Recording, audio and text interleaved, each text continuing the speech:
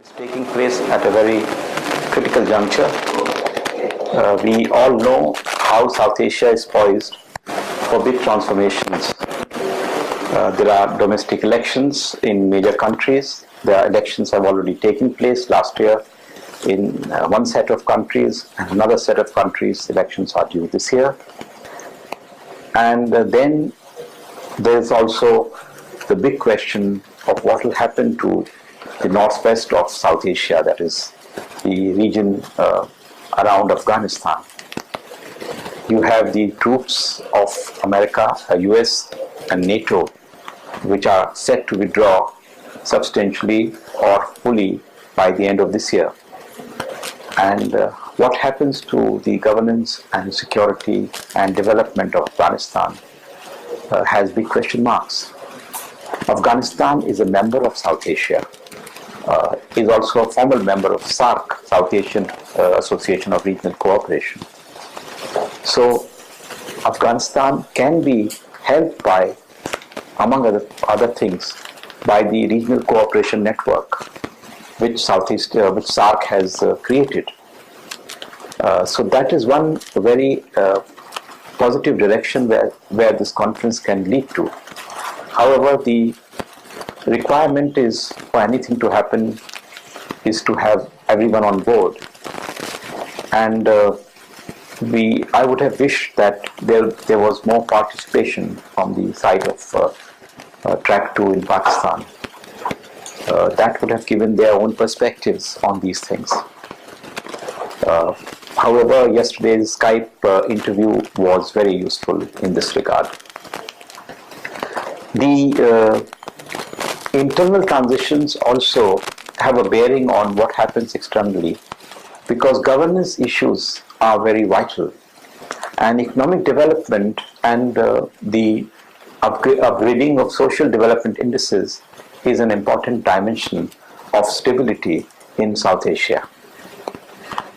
The SAARC Social Development Charter was promulgated in the beginning of last decade, and the SDG, as they are called, the SDG indices in SAARC, are still leaving much to be desired, though progress has been registered in some countries quite satisfactorily.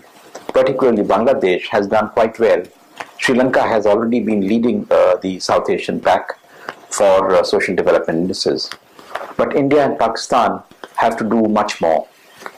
Nepal, despite its trials and travails for the last 10 years almost, has still managed to do well in some areas of the social development indices.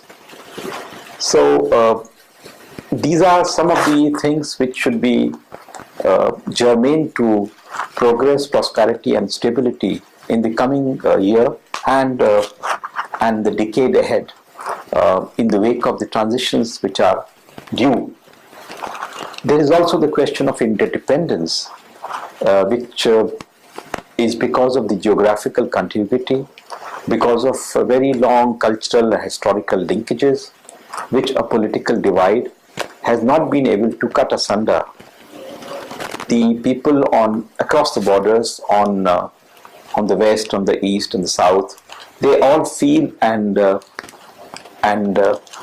exult with each other, and it is there that placing of the balm and healing of wounds will be very useful, and we should create conditions that no fresh fracas take place on the borders, which are there, which are very live at times. Then there is this question of economic unit. This whole region was a single economic unit 100 years back. And though there are now 8 politically sovereign states, nothing prevents them from recreating that economic space, which was conducive and helpful to everyone. For that purpose, SAARC has done a lot of work. It has created SAFTA, that is SAARC Area Free Trade Agreement, SAARCIS, which is SAARC Area Trade and Services Agreement, and the SAARC, and also some enabling institutions like SASO, that is the Standard Harmonization and Standards Organization. Then they have also created a SAARC Food Security, SAARC Food Bank. All these are important modest steps which should be built upon to further the goal of economic cooperation in this region, which is nothing out of the world or nothing out of the ordinary. We are not coming out with something come from Mars. It has happened on this planet. It has happened in ASEAN. It has happened in the European Union. It is happening in South America, South Africa, Southern Africa. So it is happening everywhere. Why can't it happen in South Asia? If they say there are conflicts, then who could say there were no conflicts in Europe? They had two massive wars last century, but still they came together. They say there are big countries, small country complexes. But what about ASEAN? Indonesia has 25 crores, and Laos and Cambodia, they don't have that kind of population. Their size is much small. But still, ASEAN is flourishing, is doing very well.